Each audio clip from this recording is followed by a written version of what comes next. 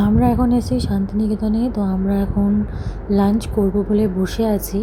চলো আমাদের মেনুতে কী কী আছে একবার দেখে নিই। তো এখানে তো অনেক কিছুই আছে, তবে আমরা যেটা নিয়ে নিয়েছিলাম সেটা হচ্ছে ভেজ থালি। ভেজ থালি 3টে নিয়েছিলাম, আর আরও অনেক কিছু আছে। এখানে প্রচুর রকমের ভ্যারাইটিস অফ আইটেম এখানে আছে, তবে আমরা যেটা নিয়েছিলাম সেটা হচ্ছে ভেজ থালি। সাথে নিয়ে নিয়েছিলাম একটা কাতলা মাছ আর পোস্তের বড়া।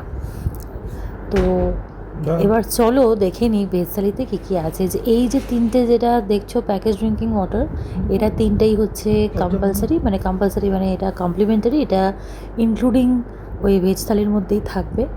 তো এটা হচ্ছে পুরো রেস্টুরেন্টের ইন্টেরিয়ারটা, যেখানে আমরা বসে আজকের লাঞ্চটা করছি। তো পুরোটাই বেশ সুন্দর, ওয়েল ডেকোরেটেড। তো ভেতরের অ্যাম্বিয়েন্সটা খুবই সুন্দর, আর প্রচণ্ড ভিড় রেস্টুরেন্টে। এই হচ্ছে আমাদের ভেজ থালি। দেখো ভেজ থালি চলে এসছে। তো বললো যে ঘি দেবে কি না, বললাম যে হ্যাঁ ডেফিনেটলি ঘি তো লাগবেই। দেখো কি কি আছে একবার তোমাদেরকে বলে দিই।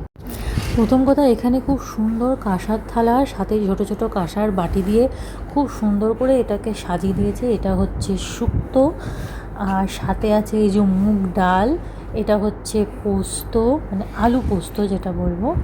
এবার ওর বাটিগুলো আমি আলাদা করে দিচ্ছি, ও আমি বলেছি তুই বাইরে গেলে একা একা খাবি, তো সেই কারণে। আর দেখো খুব সুন্দর ঘটের মধ্যে না, মানে এরকম মাটির ভাঁড়ের মধ্যে খুব সুন্দর এই কাঁচা লঙ্কার এই নুনটা রেখেছে।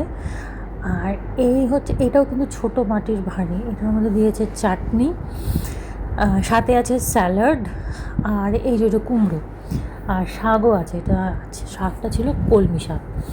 তো প্রথমে যেটা দিলাম সেটা হচ্ছে, বললাম তুই ডাল দিয়ে মেখে খা, আমি ঘি দিয়ে আগে শাক দিয়ে খেয়ে নিই।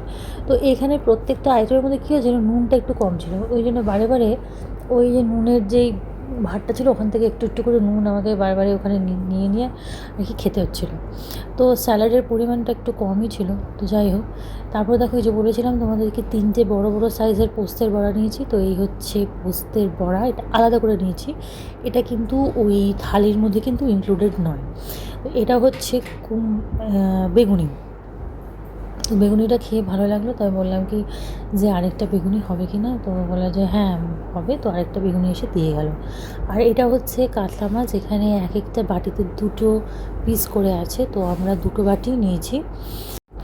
তো এবার আরেকজনের আলু পোস্তটা এত ভালো লেগেছে, তো বারে বারে বলছে একটু করে আলু পোস্ত দিতে। তো এই বাটির মধ্যে যে কটা খাবার দেখলে সমস্তই কিন্তু যদি চাও তো আবার করে দেবে। তো লাস্টে যেটা দিয়েছিলো সেটা হচ্ছে পায়েস, সেটা তো পরে দেখাচ্ছি। তো একটা একটা করে আগে বলে দিই খাবারগুলো টেস্টগুলো কীরকম। তো প্রত্যেকটা খাবারের টেস্ট খুবই ভালো ছিল। তো এই হচ্ছে, আর যেটা ছিল না সেটা হচ্ছে কি নুনটা একটু কম ছিল। তো যাই হোক, প্রত্যেকটা মানে ওই খাবারের ভাগে একটু নুনটা একটু দিয়ে নিতে হচ্ছিলো আর কি। তো এই হচ্ছে গিয়ে প্রথম যেটা, সেই যে পোস্ত, আলু পোস্ত, আর এই যে পোস্তের বড়া। তো পোস্তের বড়াটা মোটামুটি লেগেছে খেতে। তো এই হচ্ছে কুমড়ো। তো এটাও বেশ না ওই ঘি দিয়ে খেতে বেশ ভালো লাগে। তো এই ভাতগুলো কী হয়েছে, তো আগে থেকে যেহেতু সার্ভ করে দিচ্ছিলো, মানে একটু ঠান্ডা ঠান্ডা হয়ে গেছিলো। তো যাই হোক, এই হচ্ছে কাতলা মাছ আমার কাছে এই যে পড়েছে, এটা গাদা। আর আরেকটা যেটা ছিল সেটা হচ্ছে পেটি, তো পেটিটা আমি মেখে দিয়েছি। তো এইগুলো সবই বেশ সুন্দর করে কড়া করে ভেজে বেশ একটা কালিয়ার মতো করেছিল, মানে টেস্টটা মোটামুটি ভালোই ছিল। এই হচ্ছে পায়েস, শেষ পাতে। তো পায়েসটা যেটা হয়েছে না, একদম পুরো দুধ ভাত মতো হয়ে গেছে। তো পায়েসটা পায়েসের মতো লাগছিল না।